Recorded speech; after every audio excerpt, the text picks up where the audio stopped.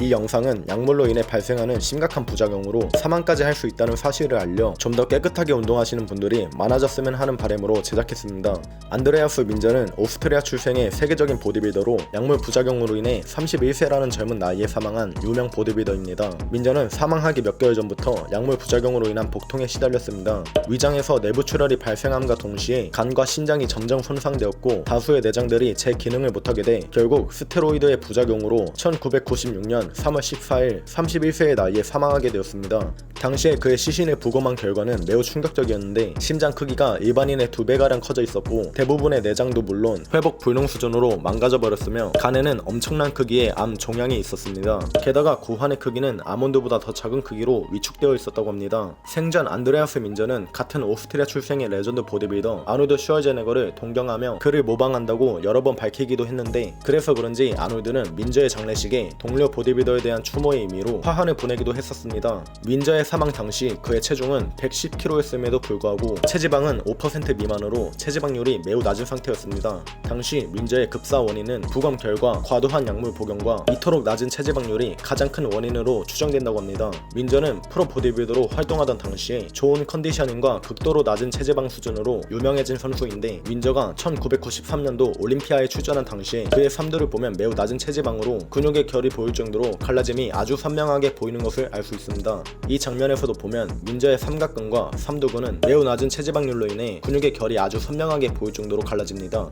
심지어 민저의 시합 영상이 아닌 평소 트레이닝 영상을 보더라도 평상시에 매우 낮은 체지방을 유지하다 보니 레그 프레스를 하는 도중에도 근육의 갈라짐이 상당히 선명합니다. 사실 사람의 몸은 생존하기 위해 어느 정도의 체지방을 반드시 필요로 합니다. 하지만 민저는 시즌기에만 낮은 체지방률을 유지하지 않고 비시즌기에도 1년 내내 낮은 체지방률을 유지하기 위해 다이어트와 함께 엄청난 양의 스테로이드를 사용한 것으로 밝혀졌습니다.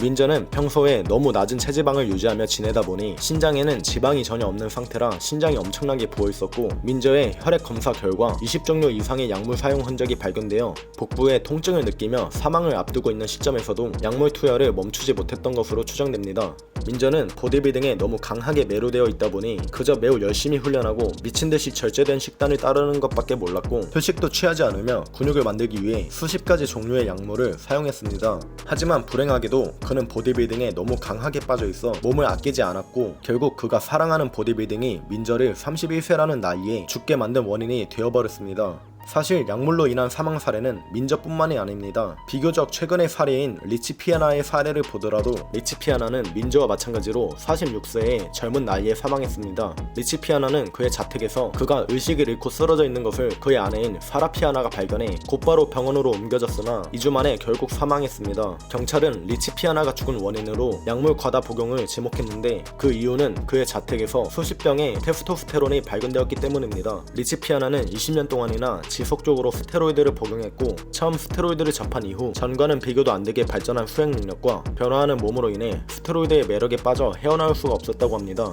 And that's my advice to everyone out there is do your research and learn as much as you can about anything before you do it.